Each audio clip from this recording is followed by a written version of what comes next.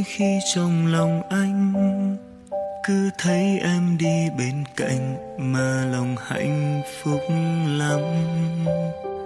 Bởi vì anh biết ở ngoài kia có biết bao người hơn anh, em vẫn nắm tay anh mà.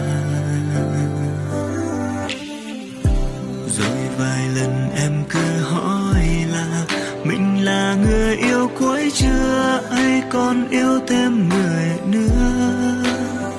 Cứ bắt anh hứa là phải yêu em suốt đời, anh biết chưa? Nắm tay em cùng đi dẫu nắng mưa.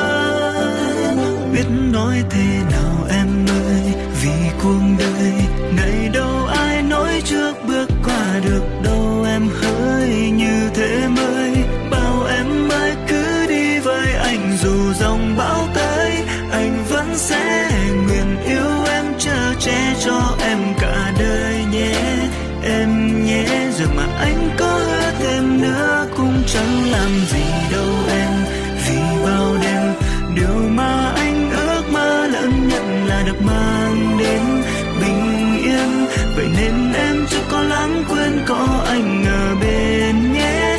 Rồi sẽ chẳng mấy chốc hai chúng ta đã ra thì nhìn lại đoạn đường ta đã đi chẳng mấy hoang phí.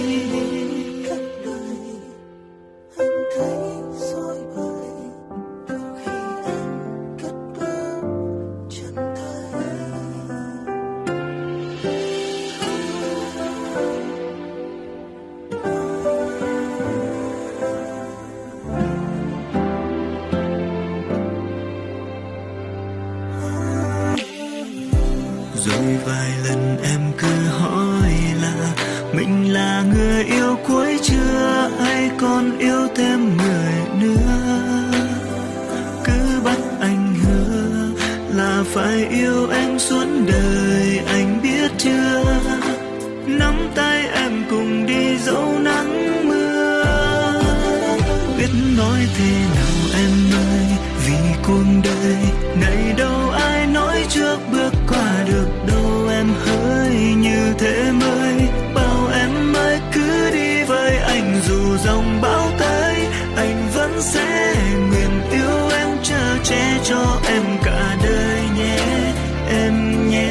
Giờ mà anh có hứa thêm nữa cũng chẳng làm gì đâu em, vì bao đêm điều mà anh ước mơ lớn nhất là được mang đến bình yên. Vậy nên em chẳng có lãng quên có anh ở bên nhé. Rồi sẽ chẳng mấy chốc hai chúng ta đã ra thì nhìn lại đoạn đường ta đã đi chẳng mấy hoang phí.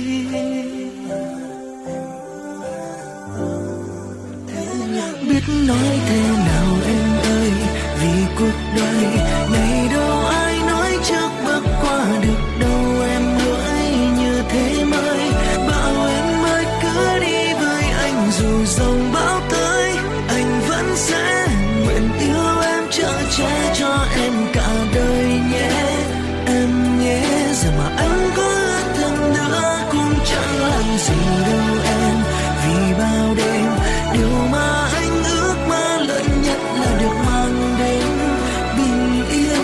Vậy nên em chưa có lãng quên có anh ở bên nhé. Rồi sẽ chẳng mấy chốc hai chúng ta đã ra thì nhìn lại đoạn đường